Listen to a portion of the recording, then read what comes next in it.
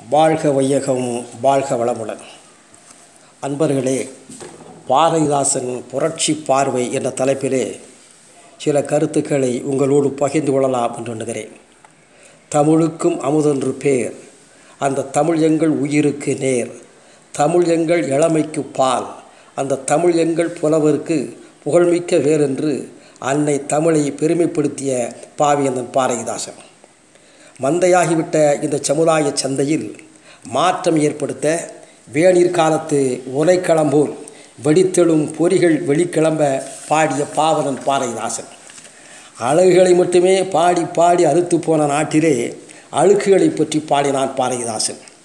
அந்த அழுக்குகளை துடைக்க வேண்டும், தோண்டி எடுக்க வேண்டும், தொலைக்க வேண்டும், துப்புரவாக்க வேண்டும் என்று எண்ணினான். வறுமை ராகங்கள் நடைபாதை வீணைகளில் வெள்ளமாக வடியும் போது பாக்கியின்ற சுதந்திரத்தை வாயார பொழுகின்றோம். ஏற்கனவே அதை விற்றுவிட்டோம் என்பது எத்தனை பேருக்கு தெரியும் என்று கேட்கிறான். எனவே புதிய விடுதலைக்கும் போர்க்களம் தருகிறார் புரட்சி கவிஞர். நாணரை தேக்காக்கி நரம்பை இரும்பாக்கும் நலம் தெரிந்தவர் அவர். பாரதிதாசன் பாடல்கள் உணர்ச்சி புயலை உருவாக்கும் 20ஆம் நூற்றாண்டின் இணையற்ற கவிஞர் அவர். சமுதாய கொடுமைகளுக்கு சம்மட்டியடி கொடுத்தவர். ஏற்ற தாழ்வுகளின் இடுப்பொடித்து சமப்படுத்தியவர். மூட நம்பிக்கையின் முக்காட்டை கிழித்தவர். புதியதோர் உலகம் செய்ய புறப்பட்ட புரட்சி முழக்கம்தான் பாரதிதாசன். உலகம் இன்றைக்கு 2 அணியிலே நிற்கிறது. உழைப்பவர் ஒருபுறம், அவர் உழைப்பை சுரண்டி உயர்பவர் மறுபுறம். பிறர் உழைப்பை சுரண்டி உண்டு கொளுத்திடுவோரையும் உழைப்பாளிகளுக்கு உபத்திரம் கொடுப்போரையும் கண்டிக்கிறார். ஓடப்பராயிருக்கும் ஏழையப்பர் உதயப்பர் ஆகிவிட்டால் ஓர் நொடிக்குள் ஓடப்பர் உயரப்பர் எல்லாம் மாறி ஒப்பப்பர் ஆகிவிடுவார் உணரப்பா நீ என்கிறார். அவர் காற்றை இப்படி புயலாக்குகிறார், கரும்பை இரும்பாக்குகிறார், கும்பிக்கு அழுதவனை கூவி அழைக்கிறார், எம்பி குதிப்போருக்கு எதிராக அனுப்புகிறார்.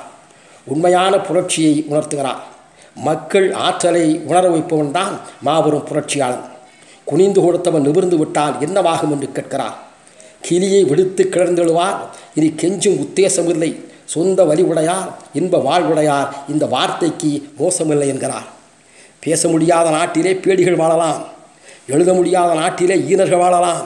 சோறு இருந்தும் சுவையில்லை, சுதந்திரம் இல்லையே. மக்களாட்சியுடைய பெருமைகளையும் மன்னராட்சியுடைய கொடுமைகளையும் புரட்சி கவி என்ற காப்பியத்தின் மூலமாக விளக்குகிறார் பாவேந்தர். மடமை இருள்களிக்கும் மாணிக்க செம்பருதியாம் பாரதிதாசன் புன்மை கண்டு புயலாகச் சீர்கிறார். இருட்டறையில் உள்ளதலா உலகம், சாதி இருக்கின்ற தென்பாலும் இருக்கின்றானே, மருட்டுகின்ற மதத்தலைவர் வாழ்கின்றாரே, வாயடியும் கையடியும் மறைவது என்னால் என்று கேட்கிறார். கோவிலின் பெயரால் கொள்ளையடிக்கும் குண்டர்களை அவர் சாடுகிறார். மதத்தின் பெயரால் வேற்றுமை வளர்க்கும் மத தலைவர்களை பார்க்கிறோம். மதத்தை பரப்பக்கூடிய அந்த புனித பணியை செய்ய வேண்டியவர்கள் திரைமறைவிலே ஆடுகின்ற நாடகங்கள்லாம் எத்தனை எத்தனை. இப்படிப்பட்டவருடைய அக்கிரமங்களுக்கு சவுக்கடி கொடுக்கிறான் பாவேந்தன். நோயை சொல்பவன் தான் நோய்க்கு மருந்தும் சொல்ல வேண்டும். வழி தெரிந்தவன் தான் வழிகாட்ட தெரிந்தவன். பாரதிதாசன் இன்பம் தருவதற்காக மட்டும் பாடுவோர் இல்லை, அறியாமல் இருளகற்றும் அறிவு சுடரவர். என்னுடையது என்னுடையது என்று சொல்லிக் கொண்டிருப்பவருடைய எறும்பை எண்ணாத வரையில் சுருட்டலும் சுரண்டலும் ஒழியாது என்கிறார். அதுவரை விடுதலைக்கும் கெடுதலைக்கும் வேறுபாடு இல்லை என்கிறார். சுருட்டுகின்றார் தங்கையில் கிடைத்தவற்றை, சொத்தையெல்லாம் தமக்கென்றே சொல்வார் தம்மை, விருட்டுவது பகுத்தறிவே இல்லையாயின் விடுதலையும் கெடுதலையும் ஒன்றே ஆகும் என்று சொல்லுவார். மூடத் திருமணங்கள், பொருந்தாமணங்கள் இவற்றையெல்லாம் சாடுகிறார் கவிஞர். மனைவி இறந்த மறுநாள் புதுமாப்பிளையாக துளிக்கும் பொல்லாங்குக்காரர்களை சாடுகிறார்.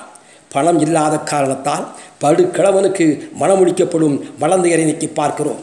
ஆகவே இந்த பெண் மீட்டப்படாத வீணையாக, ராகமில்லாத பாடலாக சோக சூறாவளியில் சிக்கித் தவிக்கிறார்.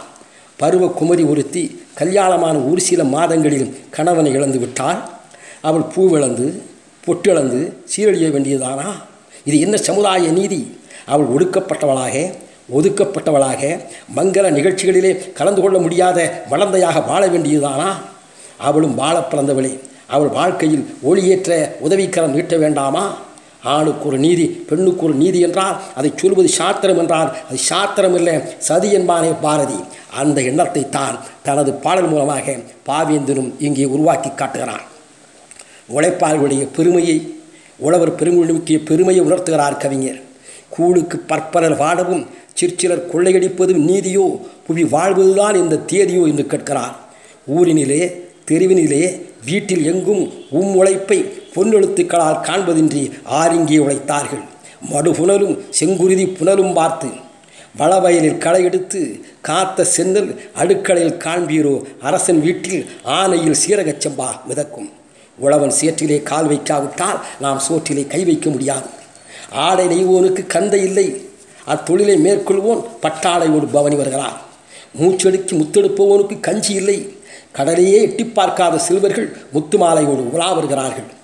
உழவன் வீட்டில் உலையிலே கொட்ட அரிசி இல்லை, செல்வந்தன் வீட்டிலே நெய்யிலே சீரகச்சம்பா மிதக்கிறது. ஓயாது உழைப்பவருக்கு உறங்குவதற்கு ஒரு பாயில்லை, பணக்காரன் வீட்டில் உப்பரிக்கையிலே தங்கக்கட்டிலே நாய் படுத்து தூங்குகிறது. இதை செல்வந்தர்கள் உணரவில்லை என்றால் ஏழைகள் உணர்த்தி விடுவார்கள். இந்த நிலை அமைதியற்ற வாழ்விற்கு அடிகோலிவிடும் என்கிறார். இங்கே அரசியல் விழிப்புணர்ச்சியை ஊட்டுகிறார் பாவேந்தர். புரட்சி கவிஞர் பாரதிதாசன் கொடுமைக்கு புயல், பழைய அறம்பாட வந்த அறிஞன், புதிய மரம்பாட வந்த மரவன், அஞ்சாமை அவர் சிறப்பு இயல்பு. தமிழகத்தை தலைநிமிர்த்தும் கருத்துக்களை ஒழிக்காது மறைக்காது உணர்த்தும் துணிவு அவளத்திலே இருந்தது. அவர் பாடல்கள் கூரனை நிமிர வைக்கும், கோழையை வீரனாக்கும். புரட்சி கவிக்கு வித்திட்ட புதுமை கவிஞன் பாரதிதாசன் புகழ் இந்த உலகில் என்றும் நின்று நிலைவரும் என்பது திண்ணம். வாழ்க பாரதிதாசன் நாமம், வளர்க அவர்தம் புகழ். நன்றி.